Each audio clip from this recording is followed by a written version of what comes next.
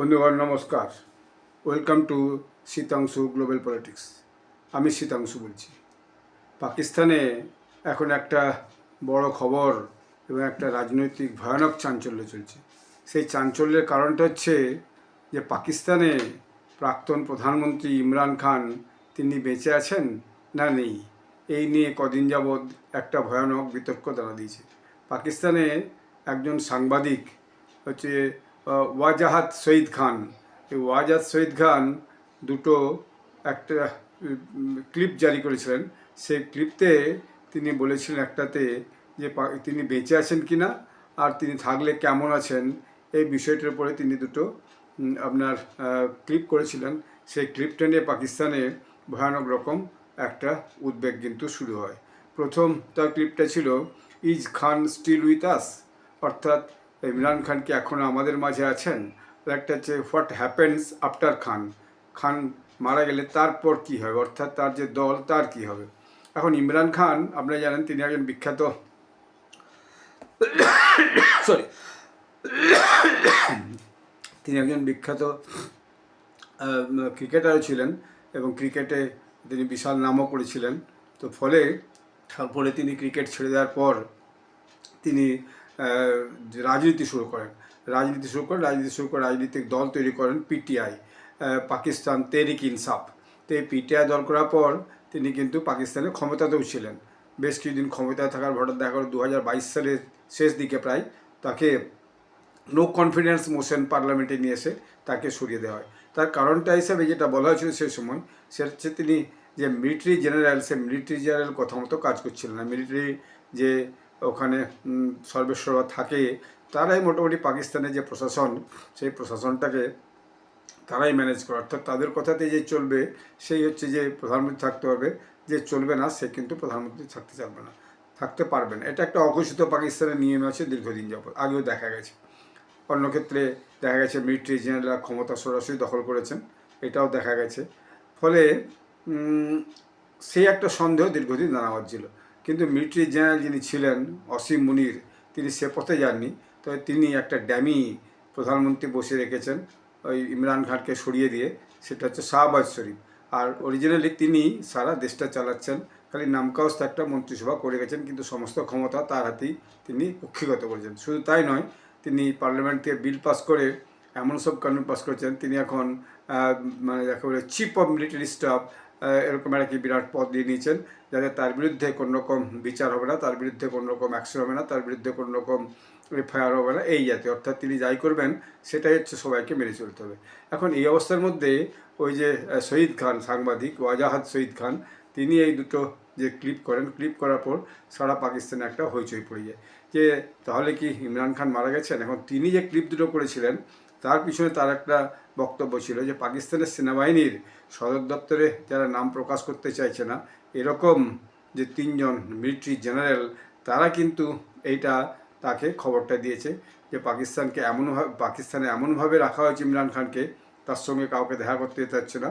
এবং পাকিস্তানে যে রাওয়ালপিন্ডির জেলে যেখানে তিনি আছেন, আদিলা জেল, সেই জেলে নাকি এর মধ্যে একটা ক্র্যাকডাউন করেছে সরকার মিলিটারি। ফলে সেখানে তার কোনো ক্ষতি হচ্ছে কিনা সেটাও কিন্তু পরিষ্কার করে বোঝা যাচ্ছে না। এবং তিনি পুলিশ সূত্রে মিলিটারি সূত্রে জানা গেছে তিনি পুলিশ হেফাজতে মারা গেছেন। এইটা তিনি 11 আগস্ট প্রকাশ করেন।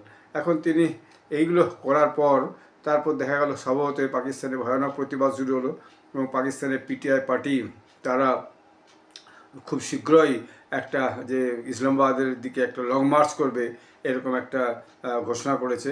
ফলে পাকিস্তানে ভয়ানক একটা সরকার এবং মিলিটারির মধ্যেও একটা কিন্তু বড় টেনশন শুরু হয়েছে। যদি এরপর হয়তো তার উপর ভয়ানকভাবে মিলিটারির পক্ষ থেকে চাপ দেওয়া হয়েছে, চাপ দেওয়ার পর দেখা যাচ্ছে তিনি তার যে আগের বক্তব্য সেই বক্তব্য থেকে তিনি উল্টে গেছেন, ইউটার্ন নিয়ে বলছেন না আমি কখনো বলিনি তিনি মারা গেছেন, আমি বলেছিলাম হয়তো তিনি মারা গেছেন, আমি মিলিটারির যে ঊর্ধ্বতন কিছু কর্তৃপক্ষ তাদের সূত্র থেকে আমি এটা জানতে পেরেছি।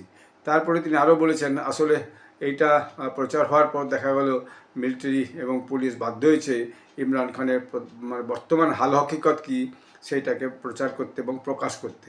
তা নাহলে কিন্তু সেটা পুরোপুরি জানা যেত না।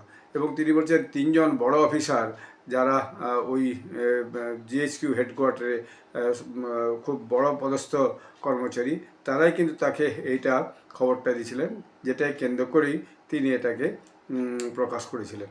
তারপর তিনি ইউটার্ন নিয়ে অবশ্য বলেছেন না, আমি মারা গেছে এমন কথা বলিনি, তবে তিনি মারা যেতে পারেন বা কেমন আছেন বা মারা যাওয়ার সম্ভাবনা আছে বা তিনি পঙ্গু হয়ে গেছেন এরকম কথা বলেছিলাম। এবং আমাকে যে সূত্র খবরটা দিয়েছিল সেই সূত্রটা কিন্তু অথেন্টিক সূত্র। তো আমি তো মারা গেছেন এমন বলিনি, আমি এখনও বলছি না তিনি মারা গেছেন, এই কথাটা আমি বলেছি। বিষয়টা একদমই পরিষ্কার করা যাক যে তারা নিশ্চিত করেনি যে ইমরান খান মারা গেছেন। অর্থাৎ তারাও যে মিলিটারি যে সূত্র থেকে তাকে খবরটা দিয়েছিল তারাও একবার বলেনি যে মারা গেছেন, কিন্তু তারা একটা শঙ্কা এনেছিলেন ইমরান খান হয়তো বা মারা গেছেন বা অথবা পঙ্গু হয়ে গেছেন, গভীর পঙ্গু করে দেওয়ার মতো একটা ভীতি যেখানে তাকে কর্মকর্তারা তাকে পরিস্থিতির কথা জানিয়েছিলেন।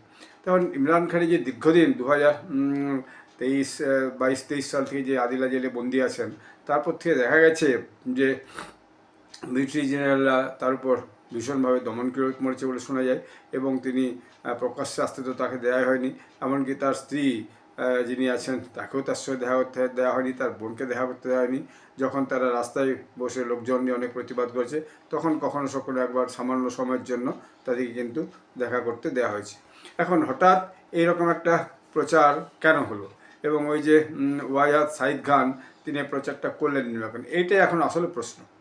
কারণ হঠাৎ বড় বড় 3জন মিলিটারি জেনারেল তারাই বা কেন তাকে এরকম একটা গোপন খবর দিল, সেটাই হচ্ছে প্রশ্ন। তবে কি তারা যে মিলিটারি প্রধান যে আপনার অসীম মনির, তার উপরে যে অন্য উচ্চপদস্থ জেনারেলরা আছেন তাদের একটা মানে এম্বার্গো, অর্থাৎ তাদের একটা অবিশ্বাস তৈরি হয়েছে, অথবা তার যেই অফুরন্ত ক্ষমতা সেই ক্ষমতাকে তারা চ্যালেঞ্জ করছেন।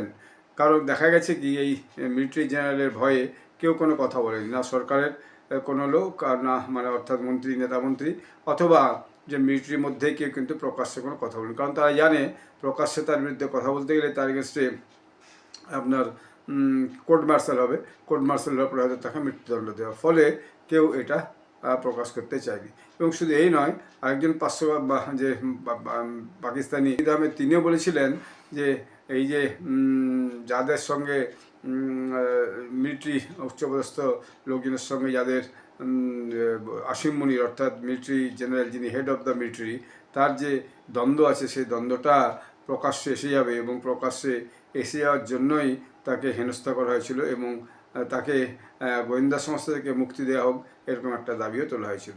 অর্থাৎ দেখা যাচ্ছে পাকিস্তানের মধ্যেই কিন্তু সাংবাদিকরা এই যেভাবে তাকে বন্দি করে রাখা হয়েছে এবং যেভাবে তার উপর অত্যাচার করা হচ্ছে সেটা নিয়ে কিন্তু তারা আস্তে আস্তে সোচ্চার হচ্ছে। যখন মিলিটারির পক্ষ থেকে ভয়ানক চাপ আসছে তখন তারা আবার নিজেরা ইউটার্ন করছে, কারণ তারাও জানে এটাকে ধরে রাখতে গেলে তাদেরকে পর্যাপ্ত সাবুত দিতে হবে, অর্থাৎ আপনার প্রমাণ দিতে হবে। তো তিনি বলেছেন, সাইদ খান বলেছেন সাংবাদিক যে না আমার কাছে প্রমাণ নেই, কোনো সাবুত আমি দিতে পারবো না, তবে আমি তথ্যটা মিলিটারিরই উচ্চপদস্থ লোকজনের কাছ থেকে আমি সেটা সংগ্রহ করেছি এবং সেটা আমি বলছি। তার মানে বোঝা যাচ্ছে যে পাকিস্তানে যে আসিম মুনির যে একচ্ছত্র আধিপত্য করছে সেনাবাহিনীর, তার বিরুদ্ধে কিন্তু পাকিস্তানি মিলিটারির মধ্যেই একটা কিন্তু ভীষণ অসন্তোষ ভেতরে ভেতরে তৈরি হয়েছে। কারণ দেখা যাচ্ছে তিনি যেভাবে দমনপীড়নের মধ্য দিয়ে পাকিস্তানকে একত্রিত রাখার চেষ্টা করছেন বা দমনপীড়নের মধ্যে সমস্ত আওয়াজকে বন্ধ করার চেষ্টা করছেন, সেটা হচ্ছে পাকিস্তানের মানুষের কাছে সবচেয়ে বড় একটা কঠিন অবস্থার সৃষ্টি করেছে। এবং সেখানে আপনার মানবাধিকার নেই, সেখানে আপনার কী বলে কথা বলার স্বাধীনতা নেই। কেউ মিলিটারির বিরুদ্ধে কোনো কথা বলতে গেলেই, সরকারের বিরুদ্ধে কোনো কথা বলতে গেলেই মিলিটারি, রেঞ্জার্স, পুলিশ তাদের উপর অত্যাচার করছে। এই ভয়ে সেখানে অনেকে মুখ খুলতেও পারছে না। যদিও দেখা যায় পিটিআই বলেছে আগামী দিনে যে তারা একটা লং মার্চ করবে ইসলামাবাদ পর্যন্ত, সেটা হয় কি না। প্রথমে তারা শুনেছে 26-27 তারিখ লং মার্চটা করবে, তো ফলে তারা কবে করে সেটা দেখা, যদিও তারা এর মধ্যেও বলেছে যে তার আগেও হতে পারে লং মার্চটা। অর্থাৎ তার মানে এখন যে পিটিআই নেতৃত্ব তাদের মধ্যেই এখন সিদ্ধান্ত নিয়ে ওঠেনি যে তারা কবে লং মার্চটা করবে, আর দিনক্ষণ ঠিক হয়নি। হয়তো বা ইমরান খানের স্ত্রী বা তার বোন তাদের সঙ্গে আলোচনা করেই তারা লং মার্চের দিনক্ষণ ঠিক করবে, ফলে যাতে তারা যদি সেই লং মার্চে প্রাথমিকভাবে উপস্থিত থাকে তাহলে পরে লং মার্চের গুরুত্বটা অনেক বেশি বাড়বে। তো পাকিস্তানে এই নিয়ে দেখা যাচ্ছে যে একটা ভয়ানক অসন্তোষ তৈরি হয়েছে। তাই সেখানে পিটিআর যা সমস্ত সমর্থকরা তারা ভীষণভাবে সরকারের সমালোচনা করেছে যে অন্যায়ভাবে তাকে জেলে বন্ধ করে রাখা হয়েছে, তার বিরুদ্ধে করাপশন চার্জ যেটা রয়েছে, তাকে বিচারের সুযোগ দেওয়া হয়নি এবং পাকিস্তানে এখন কোনো গণতন্ত্র নেই, পাকিস্তানে কোনো রকম সাধারণ মানুষের অধিকার নেই, পাকিস্তানের মানুষের কাছে তাদের যে প্রয়োজনীয় সুযোগ সুবিধা সেটা তারা পৌঁছাচ্ছে না, পাকিস্তানের মানুষের আর্থিক দুর্দশা ভয়ানকভাবে বেড়েছে। এরকমভাবে তারা ভয়ানকভাবে বর্তমান সরকার, শাহবাজ শরীফের সরকার এবং মিলিটারি কিন্তু ভয়ানক সমালোচনা করছে। অর্থাৎ সব মিলিয়ে পাকিস্তানে একটা যে অস্থিরতা, সে অস্থিরতা ক্রমশ রাজনৈতিক রূপ নিচ্ছে। একদিকে বিভিন্ন প্রদেশে চলছে অস্থিরতা, সে কথা তো আমি বারবার বলছি। বালুচিস্তানে ভয়ানক অস্থিরতা চলছে। আজকে শোনা গেল বালুচিস্তান আর একটা বড় ঘটনা ঘটে, যদি সেটা আমি কনফার্ম করতে পারবো, আমি আরও একটু রিসার্চ করে নিলে বলতে পারবো পাকিস্তানে নাকি কোনো একটা গ্যাস বা তেলের পাইপ লাইনকে ব্লাস্ট করে দেওয়া হয়েছে। তো এরপরে খাইবার পাখতুনওয়ালা কেপিকে, সেখানেও ভয়ানক অশান্তি চলছে বিভিন্ন সময়। পাক অকুপাইড কাশ্মীর, সেইখানেও ভয়ানক অশান্তি চলছে। ফলে দেখা যাচ্ছে পাকিস্তানে আভ্যন্তরীণ যে সংকট, সেই সংকটটা সব মিলিয়ে রাজনৈতিকভাবে এবং প্রাদেশিকভাবে, অর্থাৎ বিভিন্ন প্রদেশগুলোতে যেভাবে বিচ্ছিন্নতাবাদী আন্দোলন শুরু হয়েছে এবং রাজনৈতিকভাবে যেভাবে সেখানে নতুন করে একটা যে প্রতিবাদ কর্মসূচি চালু হয়েছে, দীর্ঘদিনে শাহবাজ শরীফ সরকার বা আসিম মুনির এইভাবে পাকিস্তানকে জোরজবস্তি করে এবং মিলিটারি শাসনের তলায় পরোক্ষে কতদিন দাবি রাখতে পারবেন, সেই প্রশ্নটা এখন চারদিকে ঘুরপাক খাচ্ছে। তো সেটা ভবিষ্যৎ তার জবাব দেবে। কিন্তু পরিস্থিতি দিনের পর দিন অত্যন্ত খারাপের দিকে যাচ্ছে পাকিস্তানের, এটাই হচ্ছে সবচেয়ে বড় কথা। আপনারা সবাই ভালো থাকবেন। আপনারা আমার চ্যানেলটি সাবস্ক্রাইব করবেন, ভিডিওটি লাইক করবেন, আপনারা কমেন্ট করে আপনাদের মতামত জানাবেন, তাহলে আমি বুঝতে পারি যে আপনারা এই ভিডিও সম্পর্কে বা বিষয়বস্তু সম্পর্কে আপনারা কী ভাবছেন। ধন্যবাদ। জয় হিন্দ। বন্দে মাতরম।